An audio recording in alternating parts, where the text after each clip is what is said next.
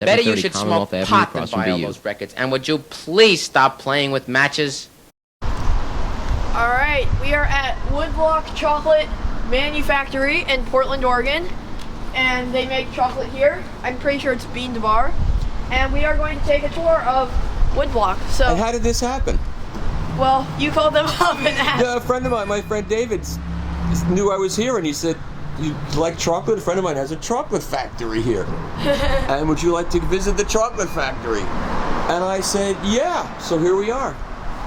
So why not? It said, "Use this door, young man." Please use this door. Okay. There you go. Oh, cool. Look at this place. Ooh, it smells good. Wow. I'm looking for Charlie. I'm not sure Charlie's in today. He's supposed to come here. He's supposed to come here to see you. Okay, I'll take a look for him. He knows I'm coming here at 1:30, so. Oh, okay, he might just not be in yet. Okay, that's cool. Oh boy, this is terrible. So they've got samples here. Okay, look at that. Oh my goodness. Uh-oh, this is bad. This is bad. These bars are just like $4 each, I believe. They're small.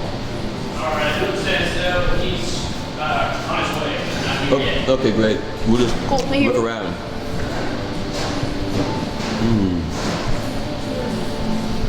Then there must be a big chocolate bean.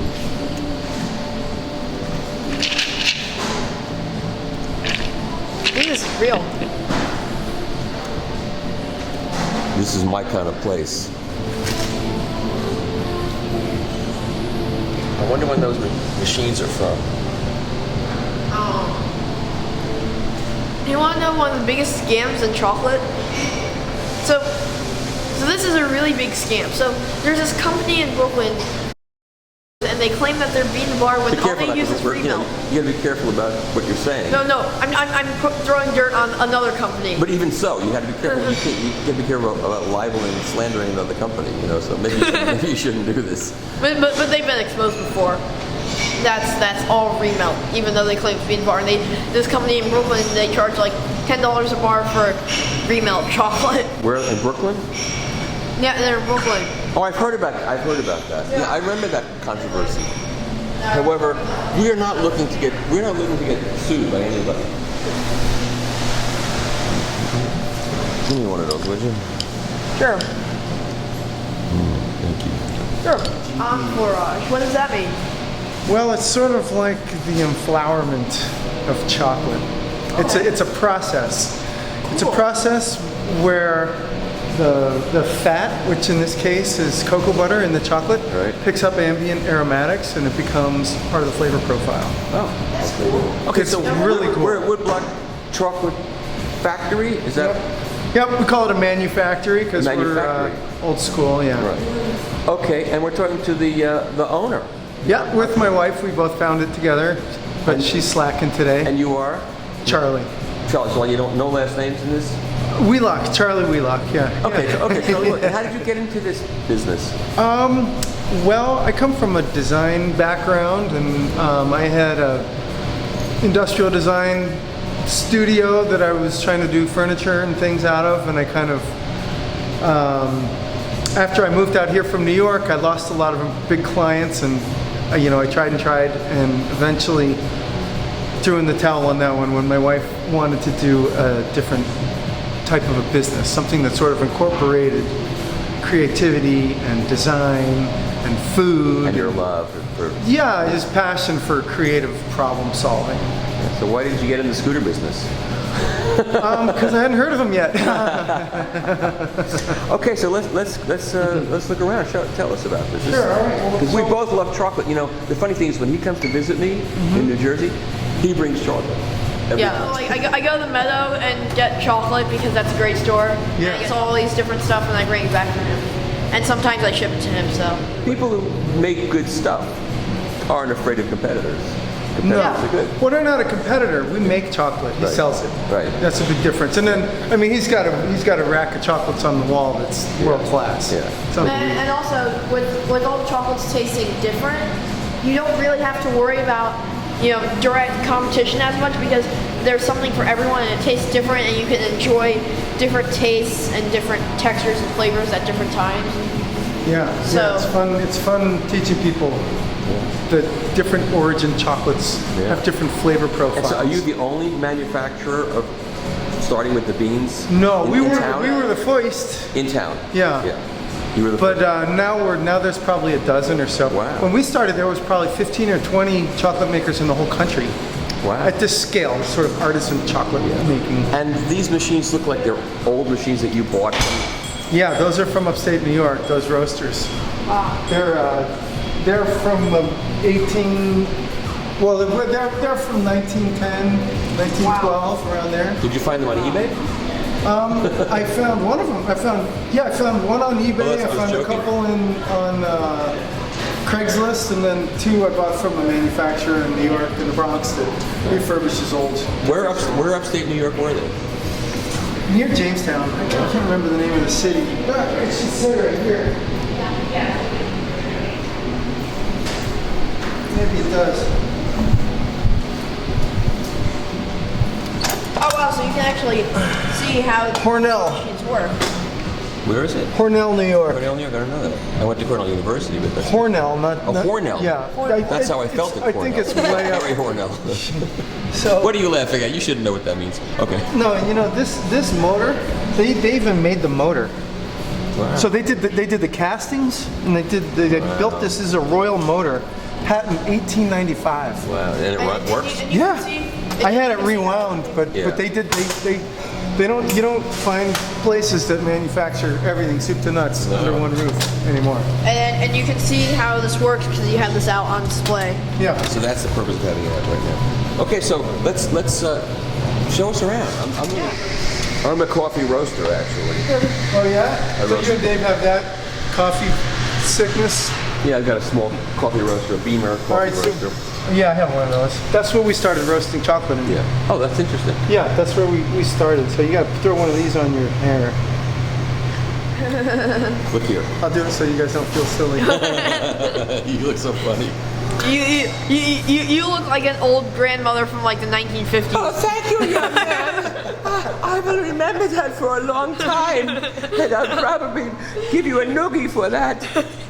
You know what a noogie is? No. No, they don't. You know, They don't noogie. have noogies anymore? No, because they're all too kind to each other. A noogie is when you take your knuckle and you beat it into a person's head. Sometimes it helps if you go like this too. You grab them like this, That's right. and then you really. That's a noogie. Here's where we make the chocolate. Oh my God, that smells so good. So let's start down here. This is Scott. He's roasting. You guys came on a good day. I will tell you that the smell in here is so phenomenal, and out there you don't smell any of it. Oh my God. You like that smell? Going. Oh yeah. Oh yeah. So we're And he's got to wear one on his beard. yeah. So he's roasting the cocoa beans in here. Right, we got a whole bunch of beans. So we make chocolate. This is where we get to add the magic. Like what he's doing right here is where we get the flavor that we want. You guys are all about analog, right? Yeah. Well, this is analog. Look. So here's this roasting log. Wow. You know, we basically, what he's doing every 2 minutes, see what he's doing there? He's taking a little reading of the thing, now he's going to write it down. Temperature. Yeah. So we try to develop a roasting profile for different cocoa beans. And the cool thing with these is there's not a preset setting. Everything that we roast is by hand. Right. Every single bean. Yeah, and you know, in this case, like on a cold morning, while the machine is cold, that first roast is going to be slightly different than on a hot afternoon after you've been roasting all day. And you can see the belt just moving at lightning speed, working the. Yeah, it's all geared down. So if this doesn't turn too fast, you don't want this to turn too fast or you're going to beat up all the beans too much.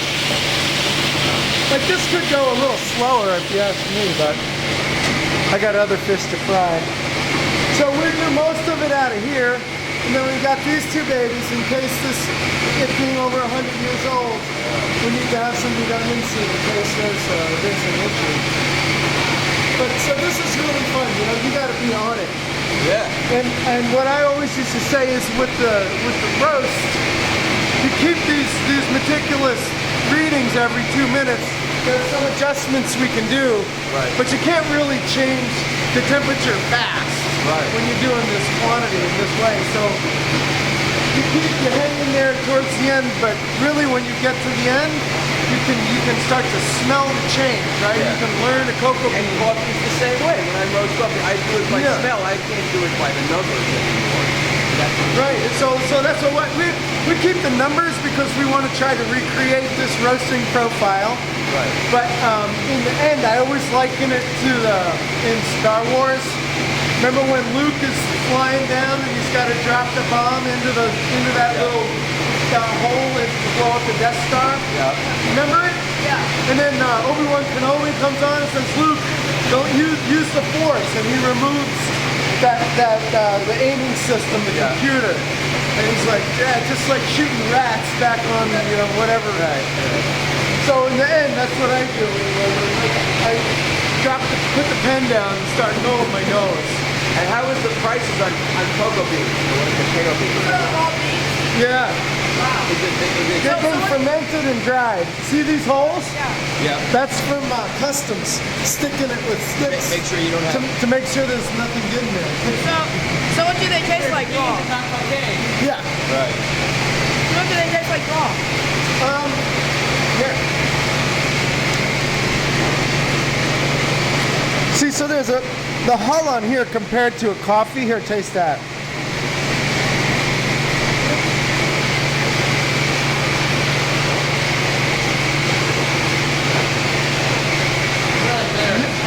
When you roast them, they get much better. Yeah. They were doing the roasting. They have like a very smooth, fruity flavor to them. These are Peru. That's a lot of character from these particular beans. Right? Yeah. Cool. These are special beans. Wow. These beans from Peru, they come from, up the tributary to the Amazon on the other side of the Andes. Yeah. You think the Rocky Mountains are big? The Andes are huge. So we get beans from Peru, Ecuador, Tanzania, Madagascar, Trinidad, Costa Rica, Sierra Leone soon. Sierra Leone. Different taste and a different... Yeah, it's just like wine. It's just like wine. Different terroir. I use wine terms a lot when I talk about chocolate because it's very similar. And it's interesting. It's this a lot. You go way into it, but absolutely get different flavors from different beans. So, do you have direct connections to the farmers with that coffee? Yeah, especially with these guys. And then early on in my chocolate career, I talked a friend of mine into becoming a cocoa bean source guy. Yeah, because it's romantic and fun to go to a source and learn about the culture and look at the beans. But then when you're trying to talk about logistics and liability and getting a container that doesn't, of beans over, it's not nearly as fun. That's somebody else's job. Yeah, right? forget it, man. Forget it. I started trying to do that a little, and it's just too hard. My friend does that with olive oil. He goes to where the olives are picked. Has the pick. He bottles it. He sells it. Specific cultivar olive oil. Yeah. The small craft, really. Yeah. Similar. Yeah. Hey, how long till you drop it? What? How long till you drop it? 20 minutes. Okay, we'll be back then. Okay, cool. Yeah. Thank you. See what you're doing here? So here he's winnowing. So he cracked those beans in this thing. Wow. You dump the beans in there, and there's a tube spinning around like a helicopter blade. Right. And it flings the beans out to these platens that are in here, and they snap. Pretty much takes the whole bean like this. It makes it look like that. Wow. So there's all this extra hull and husk. And there's a germ in there. It's this little, the germ is just really, it's a little bit harder than the bean. Right. You can still chew through it, but it's got a different consistency. So we're sending it through here, and there's the vacuum. And the hull is so light, and the bean weighs much more. The vacuum sucks all the hull off, Right. and then lets the hull fall through, or the husk fall through. Yeah, the nib. Yeah. So in here, this is full of hull, and this is pretty clean. Yeah, it's all. Here, taste that. Now that's roasted. Oh wow. Full, huh? Yeah. So we had to build this. Really? Yeah, because there's not a lot of small, like I said, there aren't a lot of small chocolate makers. Yeah. So there's not a lot of small machines or small batches. So it'd be easier to find a winnower that would fill this room and process 2,000 kilos an hour than it is to find something where we can do 8-pound batches. I've never had fresh roasted beans before. I've had beans that you sell, but I haven't had fresh roasted. Yeah, they're still a little chewy, right? Yeah, and they're very warm. Well, there's a lot of fat in there. There's a lot more flavor in there than in the Yeah. And the reason they're chewy is because the fat is still warm. Yeah. You know what I mean? Yeah. Which is why it's like this. Let me see it. So we take the nibs and we put them through this thing. This is a 2-roll refiner. Wow. And this basically, a lot of chocolate making is just refining. It's getting the particles of the cocoa beans to the right size and shape that you want. So this is after it comes out of that. Yeah, after we clean the husk off, goes into here. we throw it in here. Okay. And we get, this is what we get. I'll show you. So smell this. This is from Tanzania. Oh! Oh my God! That's insane. So this is, these are Tastes just cocoa beans ground up. We get it out of that roller. So it's, so you can taste it if you want. Sure. I just don't want. I mean, these are pieces that he got out of the side of the machine. I don't want to pollute anything with my fingers.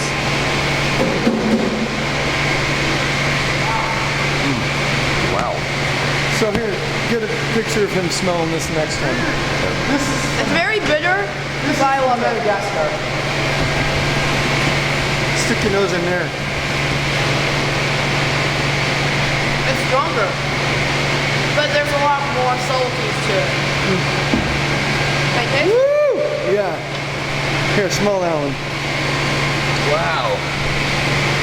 I didn't get the reaction I was hoping out of him. Some people are like, whoa! I should have started you by smelling the Peru. It actually tastes better. More subtle. Yeah. This stuff was kind of sour, kind of fruity. He likes that kind of stuff. I mean, that's stronger, but there are more subtleties to it that you can actually dissect and enjoy. It's interesting how we use the same terms to describe chocolate as we do audio. That's right. Well, you know, I'll tell you, man, as far as I'm concerned, like a lot of your palate, a lot of people say, oh, I got a bad palate.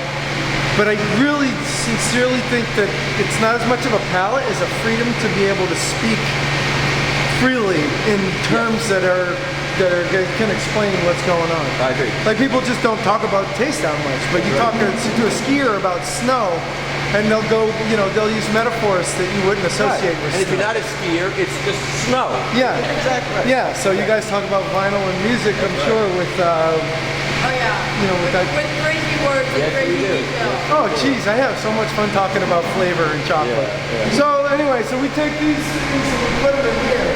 These are your centrifuges where you make uranium. Not a centrifuge. These are for from Iran. uranium, These but- were taken from Iran during the revolution. And wow, look at that. So now what's happened? How did it get from there to here? Well, look, It smells so good. that's what the machine looks like, a clean one. So after we do a batch that has an allergen or has dairy in it, Right. we have to completely clean it all out before we do it again. So this is what it looks like. These are granite. This is granite. And this is kind of like it's like a mill, essentially. Okay. The gear is attached to this thing. The bowl spins, and then these just sort of skid along, and it's kind of shearing those pieces. So it's serving a few different functions. It's refining. And So it starts out as particles that are in the air? Yeah, I mean this is cold. We got to keep them hot for it to work. Right. But when we put this in there, it melts that cocoa butter. Okay. You know, cocoa butter. Okay, so if you got a cocoa bean, Right. and you squeeze the hell out of it, you're gonna get a little bit of oil or fat coming out the side. Right. That's cocoa butter. Right. And then you're gonna get a little hockey puck of cocoa powder. Okay. Harder you squeeze it, the more fat you expel. Right. But so when that fat, cocoa bean is 40-60% fat, depending on the variety, depending on a bunch of different things. Right. But so when that gets heated up, it's liquid. Right? That's the whole magic of chocolate, is that its melting point is just a couple degrees below your body temperature. Right. So it's solid, and you put it on your tongue, and then it starts to release its flavor as it melts out. Yeah. And that's one of the things that we have to control also, is that melt out. We can have a good melt out if we make the particles the right size, and if we conch them enough, we basically roll them and roll them and roll them so that all the little sharps are getting banged off like a rock polish. Right, yeah. And all that cocoa butter is getting evenly distributed. So when it does take your tongue, it melts out consistently and quickly. Yeah. And so these are heated devices. No. No. The heat that you feel is just from friction. Oh. So really? Yeah. So this happens just by friction. Yeah. Wow. Well, if you think about it, these two rocks are skidding on here. They're heavy. Right. This is So spinning. You can So see which that. chocolate are you making right now in there? What's it say? Peru? Peru and Ecuador. So this is our house blend. So So what percentage is this? it's gonna be 70%. 70%. So So do you add the sugar in now, or is this just... we add the sugar in on day 2. This takes Okay. 3 days for a batch. Wow. Wow. Yeah. So is it going overnight while you're out here? Wow. While we're all sleeping, it's working. That's awesome. Wow. And you can see how there's still little chunks in there. Yeah, those are we're grinding those away. Wow. Cool, huh? Yeah, it's an amazing process. People see finished products and they just cannot imagine what it takes to make. They think, oh, well, you get this stuff, you melt it down into a shape, and you're done. Well, that's what the remelt companies, how they make their chocolate. Well, but like a chocolatier is a whole nother. Yeah. That was a big aha moment when my wife realized the difference between a chocolate maker and a chocolatier. Yeah. And we look and we're Chocolatiers like, are wait, just- Moonstruck is a big local chocolatier. They never see a cocoa bean. Like they don't. Right, they're just shaping stuff. Yeah, and they buy chocolate that's engineered to meet their needs, whether it be a flavor profile or a melting point. Right. They add. So we don't add. This is just beans and sugar. Wow. We don't add any emulsifiers whatsoever. Oh. That's great. So you're getting real concentrated chocolate flavor. That's kind of an American thing in chocolate. Europeans will add vanilla and soy lecithin or cocoa butter or whatever. Yeah, you see that. I mean, you see that on every chocolate. Yeah. I got into it in France actually with the guy in Lyon. I went there because I knew a lot about the sourcing of chocolate, but not so much about the manufacturing and what to do with it. And how long did it take you to really get up to speed to make this thing work? That's a loaded question. I'm still working on it. We're all So far, 10 years in, and I've got a lot to learn. It's like life. We're always working on it. Yeah. It's very interesting the color difference between this and the Peru. The blend and Yeah, well the Perus were super light and it has a lot of, look at the viscosity too, you can tell the thickness of the liquid is different. Yeah. That's because the Peru has our highest cocoa butter fat content for an origin bean. So what does this taste like at this point? Well, let's find out. We only use the finest French tasting sticks. This is the darkest one, the thickest one too. Yeah, look at it. It stopped the I can wheel. reverse it. This has a computer. Uh-oh. It's suspect. So of course it doesn't work right. Exactly. Use the force, Luke. Thank you.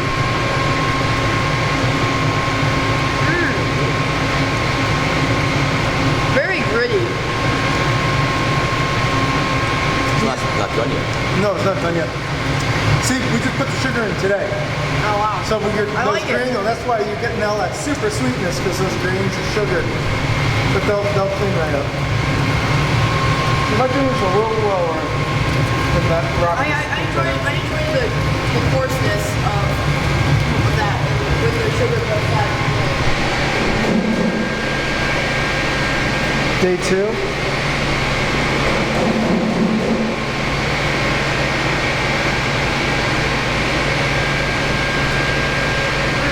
I like it. I love this stuff. Yeah. Man, I love this stuff. That just melts away in your mouth. A lot of fat. That's a good one. So obviously, you watch what you eat and you watch how much chocolate you intake as you're kept yourself in good shape. Get to exercise more? I eat probably 100 pounds of chocolate a year. The Swiss are the big chocolate eaters. They eat about 26 pounds a year. I'll be going there soon. And They eat 100. They're cleaning up the chocolate. Well, but so they got, they have, it's all European chocolate. That's what I was going to say in Lyon.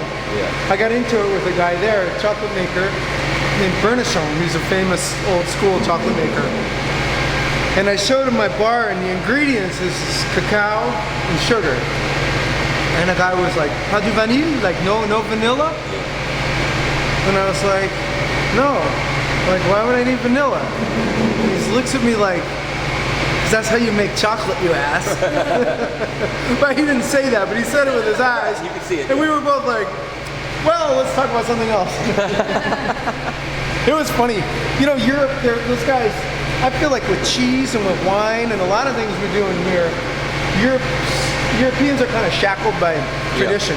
Yeah. Whereas we have kind of a cowboy. We don't have enough time yet to have tradition, Well, yeah. So we can break rules without without our grandfathers yelling at us. We dump them out and then fill them right back up because it takes a long time to get these rocks hot. Yeah. Once they cool down, that's going to be a pain in the ass to get it going again.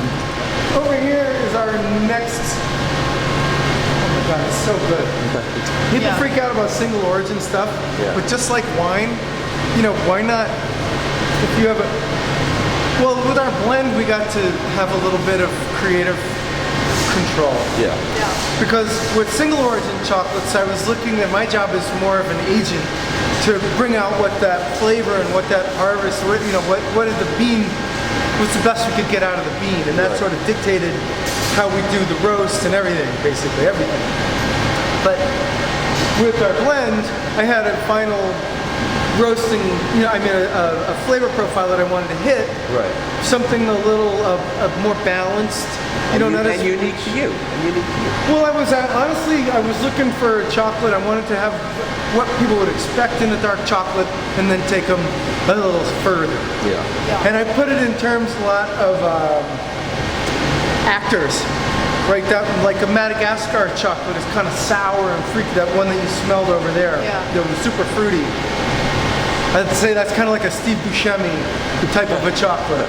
Whereas for our, for our blend, we wanted more of a George Clooney type of chocolate. A nicer guy.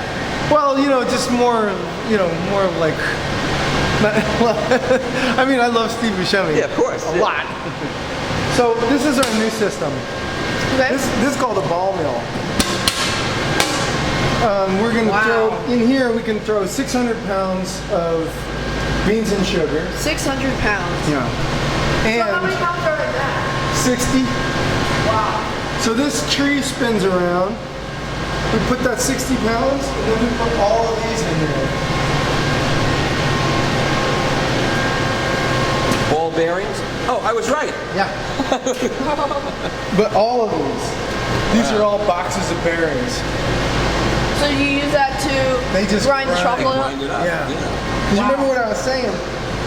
Half of making chocolate, a big part of the process is getting the particle size and shape down. Yeah. So this is a much more efficient way to beat those things And then down. how do you get the ball bearings out of the chocolate? Exactly. We just drain. You see, there's that grate down there. Oh wow. So we just pump it out with that pump. Oh. Pulls the chocolate right through the bearings. The bearings don't fit through there when the chocolate Well, that's goes. it. Or you can let the bearings go in and have the crunchy. Yeah. So, yeah, so we can dump it into here, or we're gonna pump it directly into this thing, which is a 3-row refiner. Now this is super cool. So the liquid chocolate gets... Yeah. What? We pour the liquid chocolate into here. These are cooled by water cooled, right? So this is, water actually runs right through those tubes to keep them cold. I see. And the chocolate can't leave the rim. You don't put enough in so it overflows the rim, obviously. Oh, no. This just catches some stuff that falls, but for the most part, you're pouring chocolate in here. It sticks to this. These are all rotating at different and they're called speeds. Chilled. Yeah. Okay. And then it comes out here like paper. Oh, wow. 30 seconds. You guys want to watch the roast? Yeah. You can taste the real hot. Oh, wow.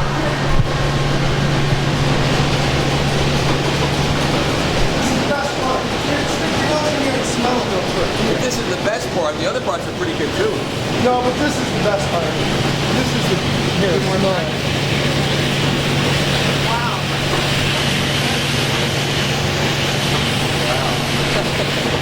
That is intense.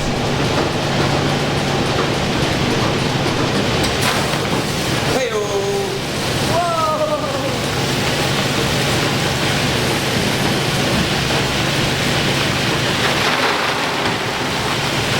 This is sort of like pressing records. Kind of. It's a very large manufacturing process.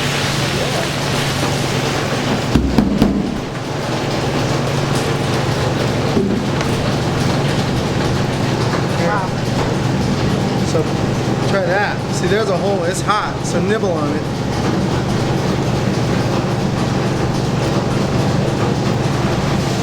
See those little fractures? Those are like fat. Oh yeah. Wow. Oh man, that's fantastic. Isn't that amazing? Yeah. This is the best part. When I turn the fan on, this is when I really smell everything. Wow. Look at that. Wow. That's phenomenal. Smell that. It won't have a smell. I mean, you know what it smells like. That's how we know we did it right. It smells right every time. That's so tasty. Thank you. It's sensory overload. So how long did you train to learn how to do this? So before I met Charley, I guess I'd been working with chocolate for about a year prior. Yeah, and then it just kind of happened. The guy who was working for Charley before, he was moving on, and I kind of moved into town, and everything just kind of worked seamlessly, right? It just happened. Outstanding. Yeah. Outstanding. Seamless. Outstanding. Here, give me Thank you. these. Okay. It's the same bean. Wow. Yeah, so that's raw and that's roasted. Most of the bean growers only grow tiny quantities, and they bring them to a centralized location. So we try to keep track of what our yield is, right? So we weigh the beans before we put them in, we weigh them after we roast them, we weigh them after we winnow them, so we can kind of find out where if we're losing too much and where we're losing. As a business model, this has to be difficult because of the costs involved in all the food processing and buying the beans and what comes out and what your yield is. I mean, pricing products has to be difficult. Yeah, and it's all underpriced. I mean, compared to wine, if you were to spend $10 on a bottle of wine versus $10 on a bar of chocolate, you're getting a lot more for your money with the chocolate. Yeah. I guarantee it. Yeah.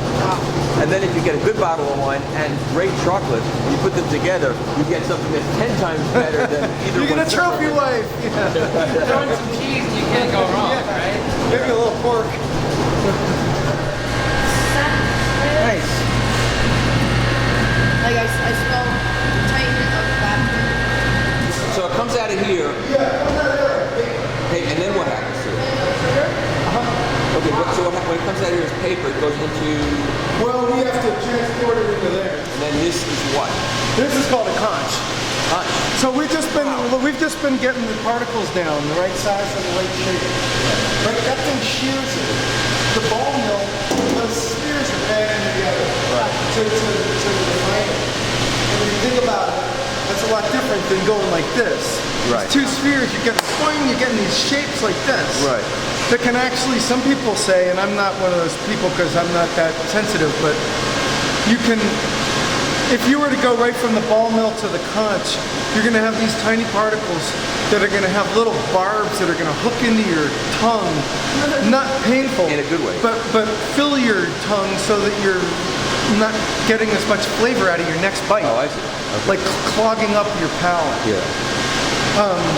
So to get rid of those things, we want to go back to shearing it, like what these guys are doing, they're shearing it. Right. Right, those wheels, you're getting these, you're stretching out those particles and making them more skinny. Yeah. So this transform, that breaks them down fast. This also makes it so that our particle size distribution is consistent and lower. So all the particles are the same size. Because the spheres, when they bang together, there's a space in the middle, right? So it's not, you can get big pieces and small pieces. So in other words, this is a whole different process than that. Yeah, this is an all-in-one, and it takes 3 days, and it has some, this is going to be better. So we have these 100-year-old roasters. Right. We've got this brand new little, the 2-row refiner from Italy, that's brand new. Right. This ball mill is from Beirut, Lebanon. The guy built it over there. I found him on the internet. I've been sending money to Beirut, you know, wires. I'm sure I'm on a list. You're on a list, yeah. So that's brand new. This is from the 70s. You know, I found it in Ohio on a machine sale This is website. so similar to opening a pressing plant. You have no idea. It is really It's similar because you have to have all these moving parts and everything. Yeah, and some of them are And you basic have to and get- some of them are new, and you got to combine them and Yeah. do the whole process. Yeah, and this one I found in Italy, and it was rebuilt for me. It's a German machine. No, it's Italian. It's Italian.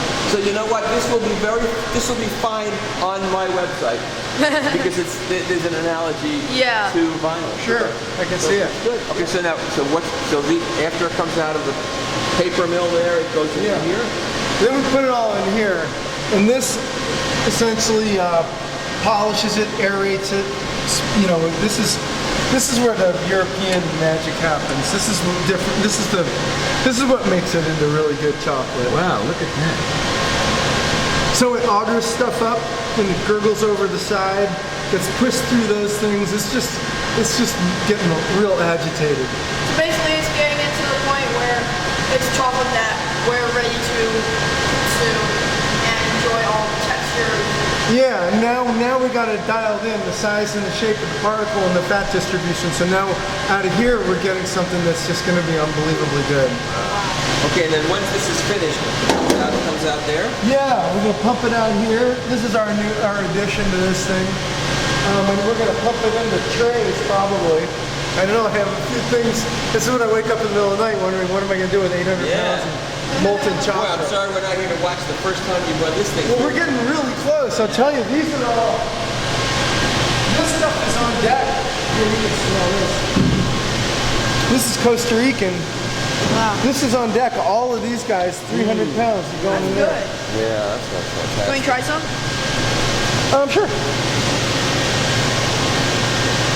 I mean, the reason why we're doing our first run with this stuff is because it was rejected. Because it's poisonous. No, I'm kidding. We like poison. Yeah. You know, we got a couple smaller ones too. We do a gianduja. We roll some nuts in one of these. Then we have dedicated machines for nuts. Jump Yeah, in. do it. Yeah, you're the nut.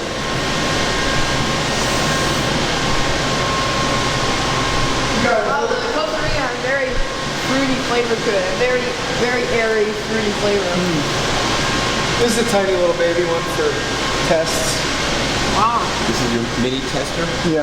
Oh wow, they get smaller and smaller. Yeah, well, so we do. Yeah, How much does one of those cost? I don't know, $250 or something? $250.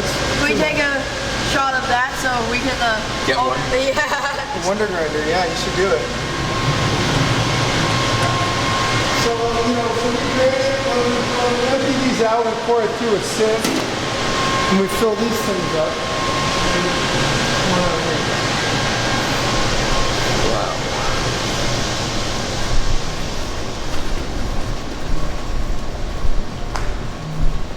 Quiet in here. Right, so So we Whoa. get chunks like that. Wow. I don't want to drop it. You hold it. Wow. So then you break this up and carve it into bars. We don't carve it into bars. We melt it. So you melt it again down into bars. Yeah, and then because you have to have that, or else, you can't just make the bars right as it's coming out of the machine. Yeah, you could. But it'd be very labor intensive and time consuming. Actually, it'd probably be the way to go. Because I'm taking the whole step of letting it cool, emptying it out, putting it in a bag, pulling it out, melting it again. If I can make it right from there, these it'd be are better. giant chocolate bars. And So what are you doing Easter, with those? Easter bunnies time. Yeah, look at those things. We're trying Whoa. these are pretty tiny. Here, I'll show you this one. So why did you guys want to make a chocolate bar this small instead of making a larger Because one? it was expensive, and we wanted people to be able to have a That bar sample. will cost you how much? If you were to buy that bar of chocolate. Well, people were saying like you should Only make like a $15? How much? Maybe 15, I'd say. 15? 50, buddy. 50. 50. Wow. So a chocolate Whoa. bar. That's a $50 bar? Yeah.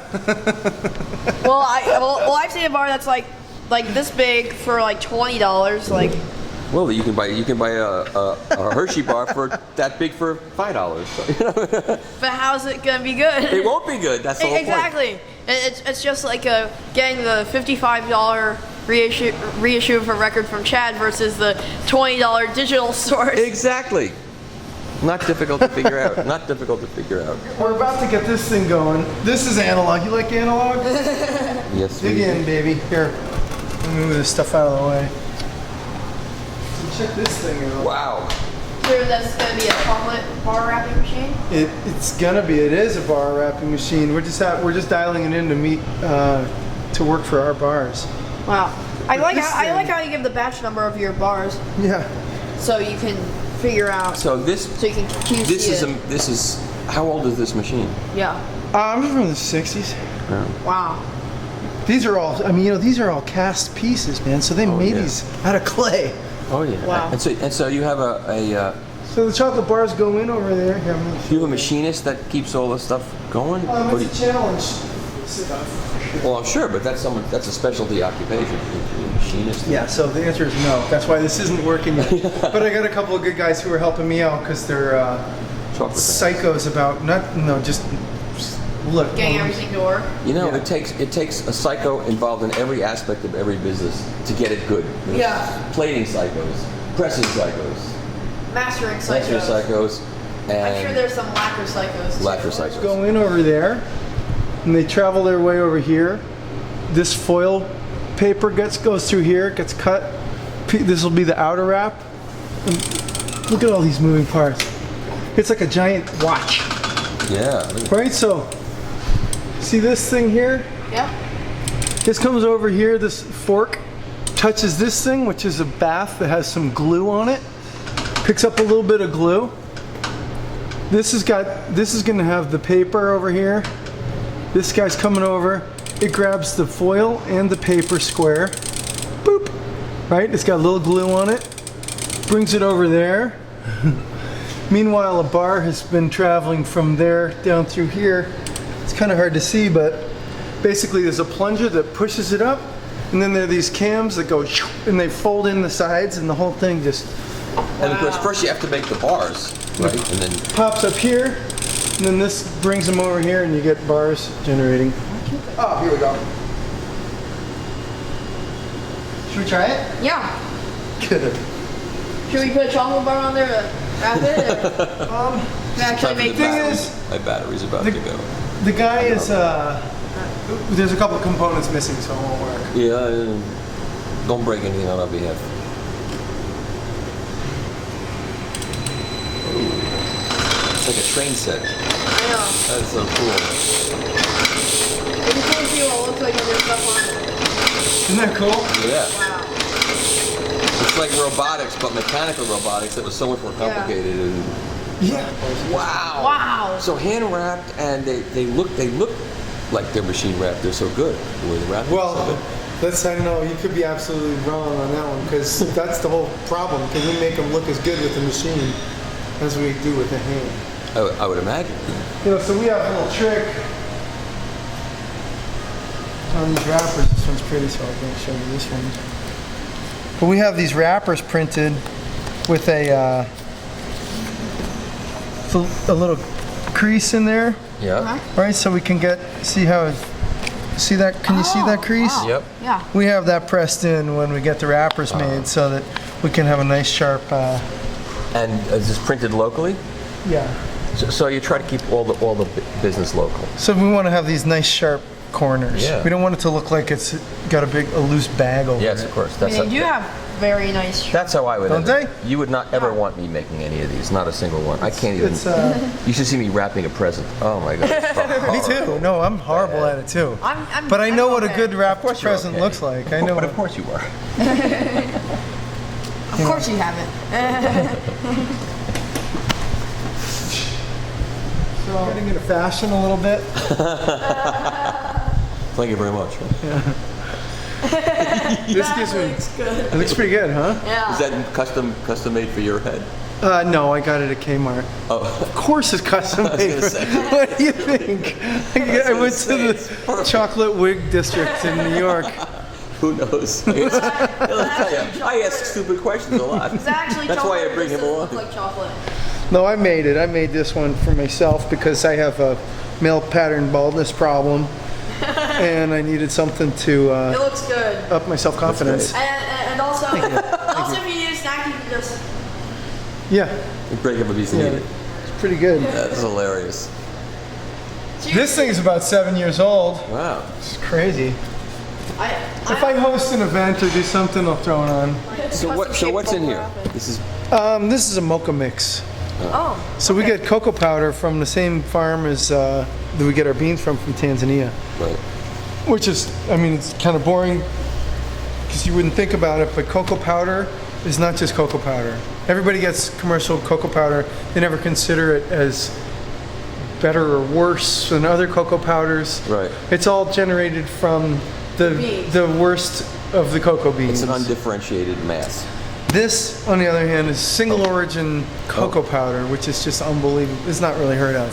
So what do you do? Make drinks out of this? I mean. Yeah, so we mix it up Oh. with the coffee, or mix it. We mix it with milk, and then use it in our factory. Oh. And then we sell it to coffee shops, like Stumptown uses it. And this is where you store your. This is Fort Knox. Yeah. So this is, we don't have. We're pretty lean. We run a pretty lean shop, so we don't have a lot of inventory. Yeah. Good idea. These are the bars that are going to be wrapped on Monday, and this is all of our inventory. So Wow. we burn through it fast. Well, this is where we turn the chocolate into chocolate bars. So this is a tempering machine here. Oh wow, yeah. I see that. And it's just starting to solidify on the top.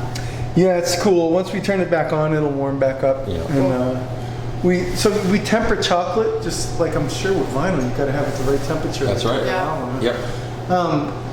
Or glass or metal. We're basically adjusting the temperature of the chocolate so it can grow the right crystals we want. So this. And then when it's done, then what happens?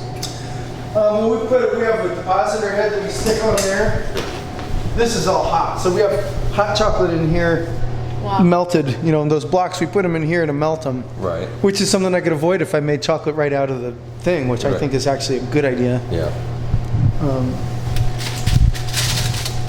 But so this thing attaches onto that spout, and we can fit our molds in here. And with the foot pedal, it doses just the right amount, and it fills up our molds. It's such a complicated process from the beginning to end. It's I a know. pain in the ass. It's a pain in the ass. Yeah, it's got to be, but it's No, it's awesome. it's like making records compared to making CDs, which you can just pop out in a clean room. So this is another tempering machine? Yeah, so we devote this one to milk. Okay. So That's we good. don't ever have any dairy products in So here. you don't have to really clean that one out much. No, we never really clean that one out much either. It's hard. So Yeah. we just keep it. We just add So this more is your chocolate. milk chocolate machine. Yeah. And this is your dark chocolate machine. Yeah. Wow. And then this is for making bonbons and whatnot. Ooh. Oh wow. This is incredible. Yeah. Who thinks about these things? This is called an enrober. And it's pretty fun. So what happens is, here, let's see if we can get this going. Like this. How does this thing start? Here we go. Chain picks chocolate up. Here, I gotta do this too. So we put a chocolate on here. This chain picks chocolate up, it scrapes it off in here, it drips down in here, and then makes like kind of, eventually once it gets going, it makes a sheet of chocolate, like a curtain of chocolate. So this is a Peru and Ecuador blend? That's what's in there now, yeah. We gotta keep everything legal all the time so we don't want to squirt. So eventually it makes a sheet of chocolate? Well, it makes a sheet of chocolate, see right here? Yep. So when you pass something through it, you get an even coating over. So like if you want to do a chocolate covered Oh, I see. Yeah. I see. Okay. It's called an enrober. That's cool. It's so messy, funny, right? Yeah. So this is stainless steel, you know, so it's all food grade. So it's, I love it. It's so like, and it just scrapes off, and that's how it gets in there. Wow. And you know, there's all these adjustments, so you can adjust that curtain of chocolate, how thick it is.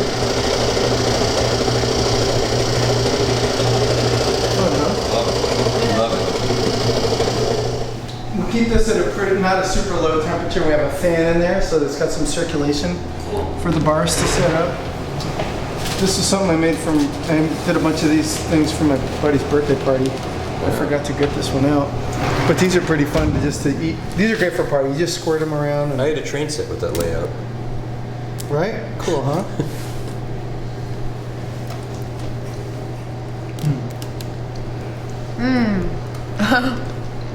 Wow. Oh. You know, good dark chocolate is really, you don't need milk chocolate. Bad Yeah. dark chocolate makes me want to eat milk chocolate. So that white milky stuff, that's the mucilage?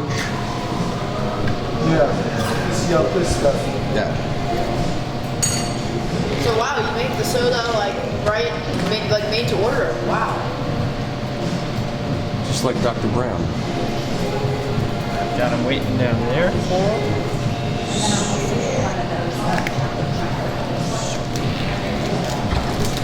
This is insane. This is the most fun.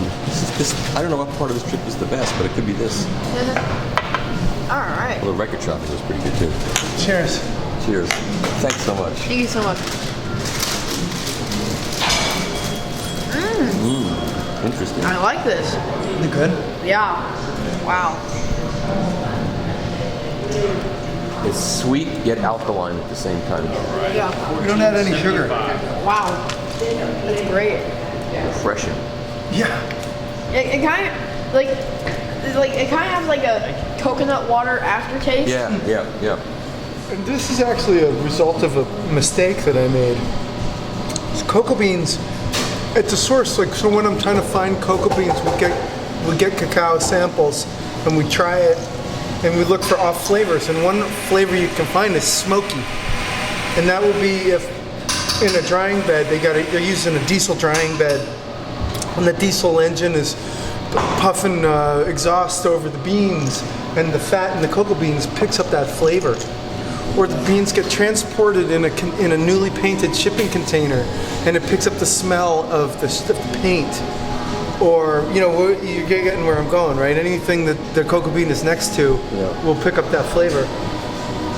And one time I got a new dust cover for a speed rack, a rack, and I put thousands of chocolate bars in there that were ready to be wrapped.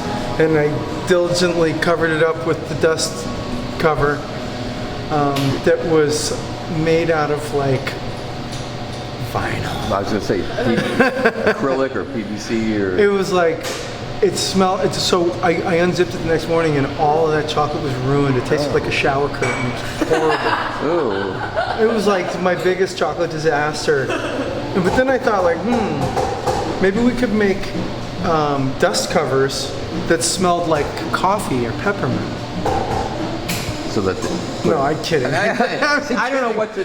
No, I could. You don't believe anything I say. But I did think like, what if we could use that same process of, you know, putting the chocolate next to a rose petal or... Right. And so I'd eat a banana, I throw a peel in a cup, put a membrane in between and put some chocolate in there, and lo and behold, it's like, oh wow, this tastes like banana, or like with orange peels.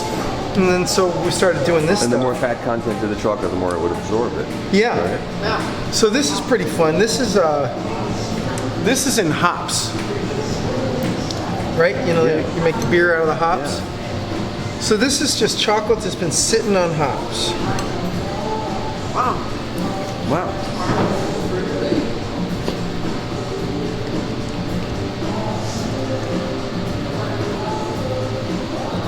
Isn't that crazy?